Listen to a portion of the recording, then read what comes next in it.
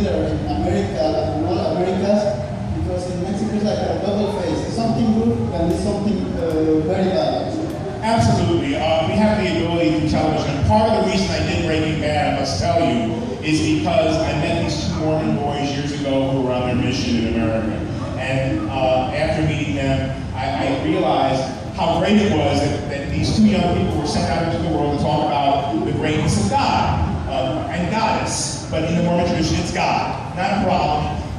Expand that a little bit to talk about the goodness of the universe. No matter what you believe in any religion, I believe that we have our guardian angels, we have our God and goddess, and I believe, because I'm a spiritual guy, that's important. Anyway, years later, I read an article about two Mormon boys who went to the Midwest and got caught up in the meth trade. And they got lost to their families, eventually were found and returned home. And I realized that we had a real big problem in America with this crystal meth thing. Part of the reason I did the role of Gus was because I wanted to bring light to that problem to the world. So what you're saying is really important, that we have the ability, and some of my colleagues that I work with in different movies feel like they have no responsibility through what they do to people who are watching. I feel exactly the opposite of that. I feel like our responsibility to each other as human beings is really important, and the roles I choose are going to reflect part of who I am, or part of my consciousness or my unconsciousness. So if I didn't take this role, I wouldn't have the opportunity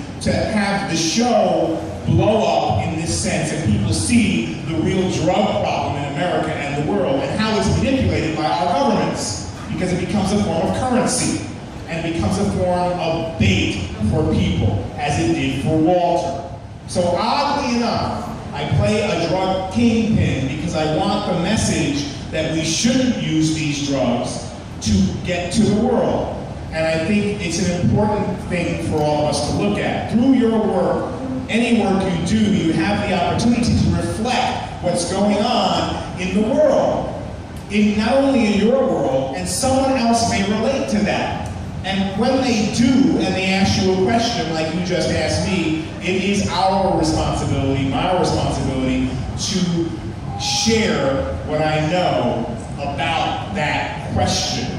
So that involves us all. And you choose to be involved or you choose not to be involved. Just like you choose to be conscious or you choose to be unconscious. So for all my peers and my colleagues and folks who think that they're just doing entertainment, you're not. Okay, so James Garner said something.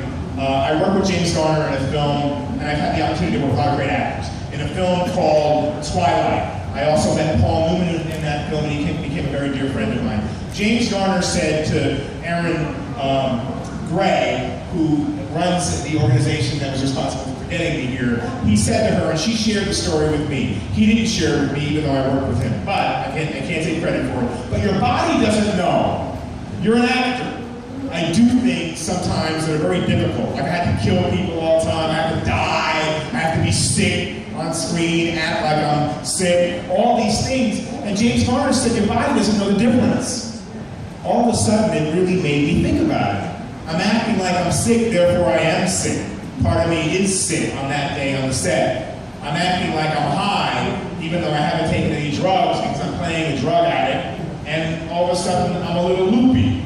Because the body does what they tell it to, because the mind is strong. Your brain is a computer, it never shuts off, it'll always keep working. You have to turn it off. Equally so, if you say you are what you think grows. So, what do? I have no means, help me, I want to be an actor, I want to do this, you practice, you think it, and then the universe sends you people who can forward you on your journey. There are little clues to this. You think you're well, you're going to be well. You think and always complain you're going to be sick, you're going to be sick. So he said the body doesn't know. So when you finish working, killing someone in the trenches in uniform, in a hospital, ministering to the sick, preaching in a pulpit, you're doing it. Your body thinks you're doing it. It supports you. So when you're finished doing it, clean yourself off, stay quiet, shake it off, so that you can leave that behind, because your body doesn't know the difference.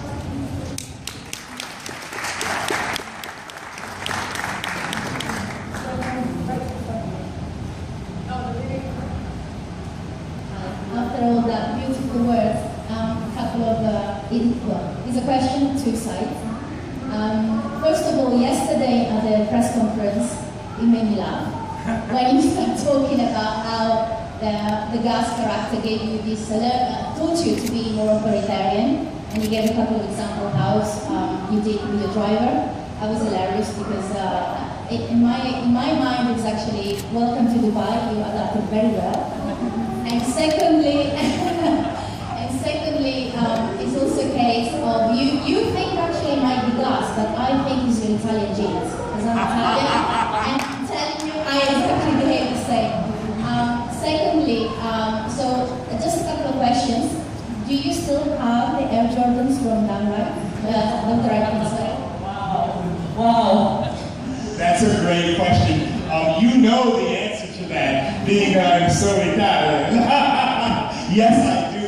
And they are in a guest house where my children live, under a picture of Bugging Out going, no!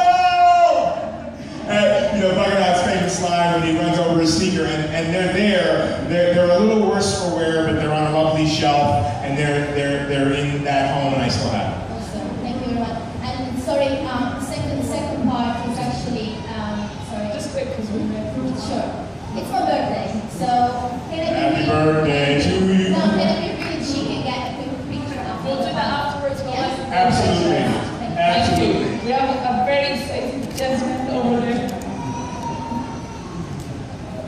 I was looking through your IMDb and I was shocked to find that you voiced Chihuahua Soldier on XCOM. And I'm a Chihuahua. And I was just wondering, are you thinking of doing more voiceover work? Because you do have a great knack. Yeah, I'm also in Batman Returns. I did Army Chihuahua. If any of you are basketball fans, I did 30 for 30, Requiem for the Big East by Ezra Edelman, the ESPN series. Last Super Bowl, I was the fastest, faster voice. I love being on fire. I absolutely love it. I love it. It's a different way of telling a story. Using your voice and your voice only is one of my favorite things to do, and I'm glad you checked out Ami Chihuahua. Red shirt in the back. Hi, sir. If it was up to you, would you change the way that Gustavo died in Breaking Bad?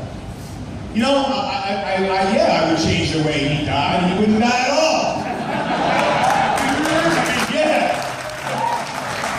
Are you kidding me? As many times as I died in and out of things, no, I wouldn't change the way he died if he had to die. I thought it was quite wonderful the way Vince and I realized it. He came to me. He didn't know how it should be done. I said how it shouldn't be done. He couldn't be shot. He walked into a hail of bullets in one of those episodes. He wouldn't be ambushed because another time, Walt almost ambushed him, but his spidey sense knew something was wrong. He leaves his car. He had to figure out some other way to kill him, and Vince expressed to me that it might be an explosion. We talked about it. What might you be doing? He kept me involved in it. So I think it was a perfect ending for Gus.